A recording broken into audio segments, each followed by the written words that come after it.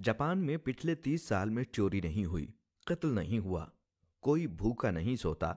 जल्जले के वक्त कैंपों में सब कुछ रख दिया जाता है। कोई एक छटांग जरूरत से ज्यादा नहीं लेता। दयानतदारी में दुनिया में पहले नंबर पर हैं। आप सड़क पर करोड़ों रुपए फेंक दें, कोई नहीं उठाता। आप कंधा मार दें तो सामने वाला माजरत करता दिखाई देगा। तरक्की और टेक्नोलॉजी में दुनिया से 10 साल आगे जीते हैं। काम इतना करते हैं कि वजीर आजम हाथ जोड़कर आराम के मशवरे देता है। सिगरेट की राख झाड़ने की डिब्बियां जेब में रखते हैं। सफाई इतनी है कि सड़कों में मुंह नजर आए।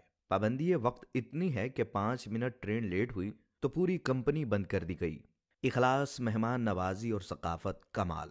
मोहब्बत और वफा इतनी कि जापानी बीवी पूजा करने लग जाए और आपको इतना खिलाए कि मोटे होने का खौफ तारी हो जाए। चावल की फसल मरगूब ग़िज़ा।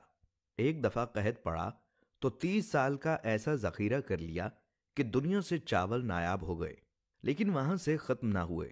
जापानी जिसके हो गए बस पत्थर पर लकीर है। निज़ाम सेहत ऐसा कि टॉयलेट आपको जिस्म की पूरी डिटेल दे दे। 2 नंबरी और बेईमानी का तसव्वुर महाल। और अब आते हैं कि जिस मुल्क में लाखों लोग तबलीगी इज्तिमात में जाते हों, जहां लाखों लोग दावत दीन के लिए सफर करते हों, जहां लाखों लोग बैतुल्ला, उम्रा और हज के लिए जाते हों, मिलाद नबी के मौके पर हर शहर में जुलूसों में लाखों लोग शामिल होते हों, जिस मुल्क में हर रात लाखों महफिलें मिलाद हों और दरस कुरान होते हों, जिस मुल्क में योम आशूरा पर लाखों लोग गम हुसैन रजी अल्लाह तआला अन्हु में आज़ादारी करते हों, जिस मुल्क में ईद और जुमे में बड़े बड़े इज्तिमात होते हों, जिस मुल्क में तस्बीहात पढ़ने वाले लाखों में और दरूद सलाम की तादाद अरबों में हो, वो मुल्क ईमानदारी में दुनिया में 108वें नंबर पर है और काफिरों का जापान दयानतदारी में नंबर 1 मुल्क करार पाए। तो सवाल तो उठेगा कि हम किसको धोखा दे रहे हैं? हम खुद को धोखा दे रहे हैं या अपने खुदा को धोखा दे रहे हैं? क्योंकि हम दुनिया को तो धोखा नहीं दे रहे, दुनिया हमसे आगे जा रही है। दुनिया तो हर काम में आगे है, हम किसको धोखा दे रहे हैं? जब हमें ये सारी बातें सुनने के बाद समझ आ जाती हैं तो मालूम होता है कि हम किसी और को धोखा नहीं दे रहे, बल्कि हम सिर्फ अपने आप को धोखा दे रहे हैं। और खुदावंदे करीम ऐसा मेहरबान है कि फिर भी हमें रिज़्क अता करता है।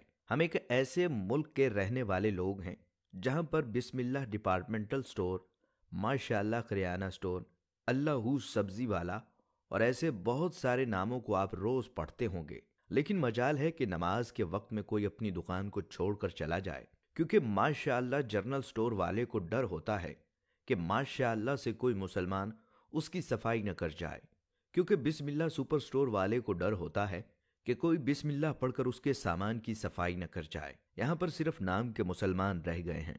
पाकिस्तानी कौम सिर्फ नाम की रह गई है। पाकिस्तान का मतलब क्या था? ला इलाहा इल्लल्लाह। हम जापान चले जाएं तो जिन लोगों को हम काफिर कहते हैं, उन्होंने कुरान मजीद में से तमाम चीजें जो हमारी मिरास थी और हमने तमाम उल्टी चीजें जो किसी वक्त काफिरों की मिरास थी, जिंदा दरगोर आज भी हम लड़कियों को कर देते हैं। आज भी किसी के घर में कोई लड़की पैदा हो जाए तो उसको फोन करके ये कहा जाता है कि फिक्र नहीं करनी, इंशाअल्लाह अल्लाह तुम्हें बेटा भी अता करेगा। अरे बेटे मांगने वालों, पहले अपने लिए ईमान तो मांग लो। मैं आज अपने देखने वालों के साथ मिलकर अपने रब्बुल इज्जत से ये दुआ मांगता हूँ कि मेरे पाक परवरदिगार पाकिस्तान का मुस्तकबिल रोशन फरमा। मेरे पाक परवरदिगार तमाम इंसानों के दिलों से मैल को निकाल दे। हम 2 नंबर बेईमान लोगों के दिलों से बेईमानी निकाल दे। मेरे पाक परवरदिगार हमें सुकून वाली जिंदगी अता फरमा। आमीन या रब्बुल आलमीन।